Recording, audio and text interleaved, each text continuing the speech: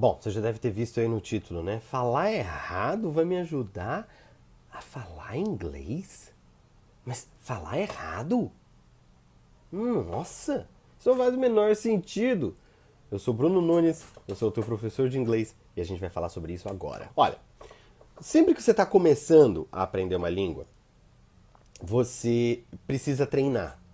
E o treino é a prática que vai te levar a uma competência linguística, a um nível, a um patamar, digamos assim, adequado para os teus objetivos em inglês. A grande maioria dos meus alunos são profissionais, então são pessoas que querem fazer boas apresentações em inglês, querem conduzir reuniões em inglês, querem conduzir conference calls em inglês, são pessoas que querem entender e serem entendidos de maneira clara, objetiva, coesa, enfim. Muitas pessoas gostam de chamar isso de fluência, apesar da fluência ser somente uma das características da competência linguística dos alunos, a gente pode apelidar isso que comumente as pessoas chamam de fluência. Então, eu quero ser fluente, né? É isso que as pessoas falam. E fluência, essa palavra fluência traz exatamente essa ideia de conforto com a língua, de uma habilidade que esteja adequada com os teus objetivos de comunicação naquela língua, no nosso caso, o inglês. Então, para você atingir esse nível de fluência que você tanto deseja, é importante que você pratique. E para você praticar, para você chegar nesse teu nível de fluência, antes de você chegar lá nesse teu nível de fluência, você vai falar um monte de coisa errado. Um monte de coisa, tá? Duas coisas são essenciais para esse teu processo de prática. Duas coisas. A primeira é a seguinte: falar errado vai ser comum, vai ser normal, principalmente no início. Quanto mais no início você tiver, mais errado você vai falar e deve falar. Por quê? Porque isso significa que você não está com medo de errar. A grande maioria dos alunos tem um problema muito sério em se desenvolver nos primeiros estágios, porque o aluno tem receio de errar. Não pode ter receio de errar. Vai falando, porque você vai ouvindo, aquilo que você vai construindo vai se, de uma certa forma, combinando com os estímulos que você está ouvindo, com o feedback do teu professor, também o feedback do professor é muito importante, mas no momento em que você não tem medo de errar, isso mostra que você consegue se desenvolver numa velocidade maior do que aqueles alunos que têm medo de errar. Porque eles vão tentar menos, como eles tentam menos, eles aprendem menos, eles fazem menos associações e assim eles demoram mais tempo para ter aquele nível de fluência que muitos alunos querem ter. Então, a primeira coisa, como eu já disse, que é muito importante que você tenha é essa coragem de errar e errar sem problema nenhum. Manda ver, vai falando, eu tô falando muito errado, não tem problema. Porque você vai corrigindo ao longo do caminho e aí, na verdade, entra a segunda coisa que é muito importante para você atingir o teu nível de fluência, atingir o teu nível de competência linguística que você tanto deseja, que é você ouvir o feedback. Quer dizer, é você ter feedback, né? Seja do teu professor, seja do listening que você está ouvindo, quer dizer, conseguir ter essa capacidade de crítica, né? De fazer autocorreções. Muitas vezes o teu professor ele vai te falar, olha, isso aqui está errado, essa pronúncia está errada, essa preposição não é com isso, é com aquilo. Então, a capacidade que você tem de ouvir esse feedback e de corrigir também vai ser importante para você atingir o teu nível desejado de competência linguística. Então, primeiro, é muito importante que você tenha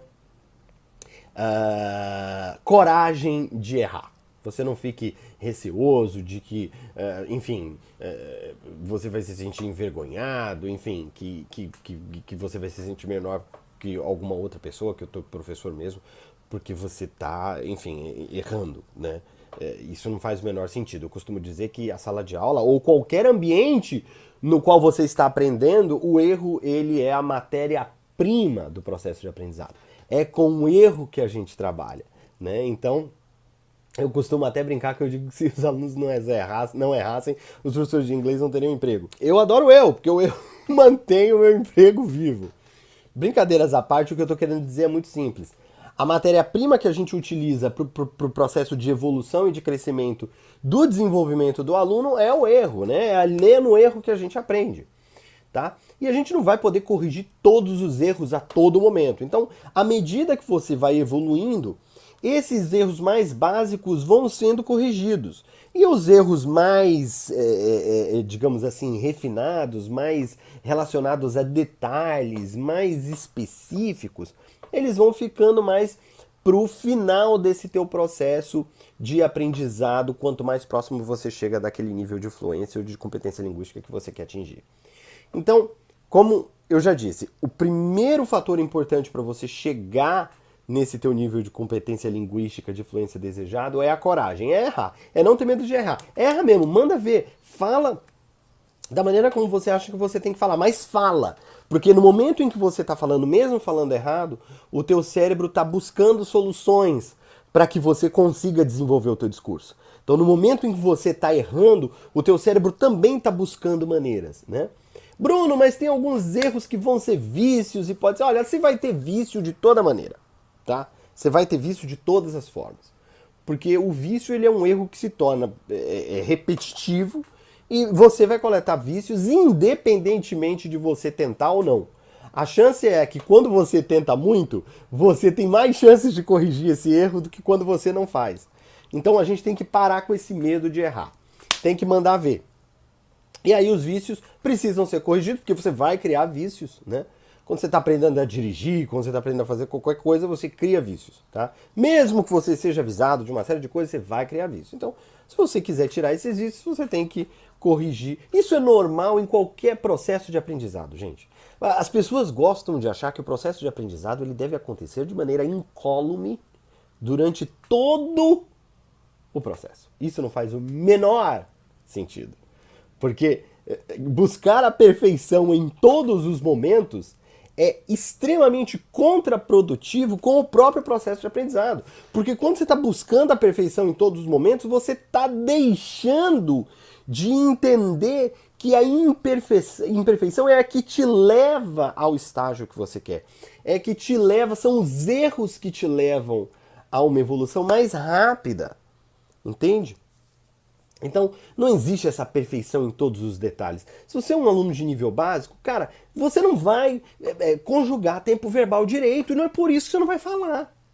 Nem eu costumo dizer isso. Quando a gente estava dando aula de básico, eu fazia treinamento com os professores, eu falava assim, você não vai corrigir simple past para um aluno que não sabe usar o passado. Por mais que ele esteja se referindo a alguma coisa ao passado, ele só está usando o presente porque ele só conhece o presente. Ótimo, não tem problema. Uma hora ele vai ver o passado, outra hora ele vai insistir naquilo, ele vai treinar aquilo e ele vai mudar, porque o processo de aprendizado é assim, você vai colocando os bloquinhos e você vai construindo a tua casa, a tua construção, o teu saber. Então a gente tem que parar com essa obsessão de que o processo de aprendizado ele tem que ser perfeito a todo momento, porque isso é contraprodutivo e não ajuda você a aprender. E a segunda coisa é, evidentemente, você ouvir o feedback, você ter feedback, você conseguir fazer a correção desses erros que você está cometendo. Olha, eu acredito que dessa maneira, observando esses dois fatores, você vai conseguir atingir um nível de fluência muito mais rápido no teu processo de aprendizado.